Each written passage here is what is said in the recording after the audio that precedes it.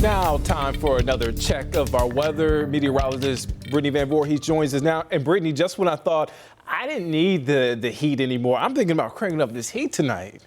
Well, it's because you didn't listen to me, Nick. I I'm know. just kidding. We do talk, though, sometimes about how oftentimes when February is so warm, we forget that it really can be cold even into March. And that's really how last February was. And you were, of course, in the Carolinas for that one, too. And this February as well, which is why we kicked off pollen season so early. But yes, it can still get cold. This morning we were in the upper 30s. Tonight we're talking the lower 30s and a few spots even in the 20s. Already 41 degrees in Charlotte. The wind chill is at 35 and it's pretty dry out there too. As we go hour by hour, it's already going to be feeling like around 31 degrees as we're kicking off 7 a.m. Notice though that that's the actual air temperature. So while there is a slight wind chill now, we are going to see the winds lighten throughout the evening. Now that's not going to have much of an influence on the wind chill, but it is going to have an influence on the overall temperature. And what I mean by this is two words: radiational cooling. So what happens when we have a cold front move in? It's night number 2. We have calm winds that allows for cold air to settle close to the ground and clearing skies. This allows for high pressure beginning to allow for some of that colder air to shift a little bit lower. This is why we oftentimes talk about radiational cooling on the second night of a cold front. Often when the first night happens, the winds are still rocking and rolling, all of those things, and this is why normally it's night number 2. We're talking about the chilliest temperatures after a storm system has passed by.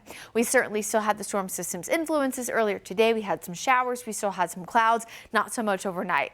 Now the one spot we will still have at least a little bit of precipitation, maybe a few brief showers lingering, snow showers that is, up in the mountains where lows will be in the lower 20s, upper 20s for the foothills, mostly calm conditions, upper 20s to lower 30s for the rest of the Charlotte area and the Piedmont. So it's a little bit colder than normal for this time of year. So certainly probably a coat start to the day, but not so much in the afternoon, as we'll have abundant sunshine and temperatures in the mid to upper 50s. Today we were in the mid 50s in the afternoon. Pretty much the biggest difference tomorrow, as well as sunshine replacing the clouds we had today. No chance for rain, and the winds are going to be much lighter. So overall, Sunday is a much better day. You can see the entirety of the day will be nice and dry. The chance for rain, this comes in overnight. So by about 10 o'clock Sunday evening, we will see a brief shower possible. This is as our next approaching storm system moves in. Brief chance of rain overnight into Monday. Then most of Monday afternoon is dry. Then our highest chance of rain likely we see all week actually arrives heading into Tuesday morning. So a little bit of an interesting pattern here, but actually our best chance to see rain Monday in the morning and our best chance to see rain Tuesday in the morning, but Tuesday's rain chances in the morning likely our highest of the week. Now, normally when we see a widespread opportunity for rain, we would be talking about it helping wash away some of our pollen levels.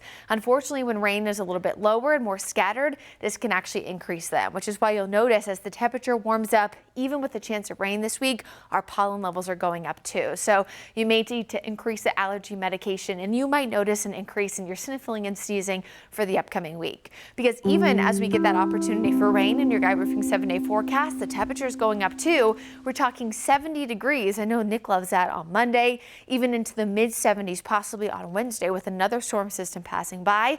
This will briefly dry things out and even cool us down Thursday, Friday, but then all bets are off. We pretty much start off March much warmer with rain chances returning.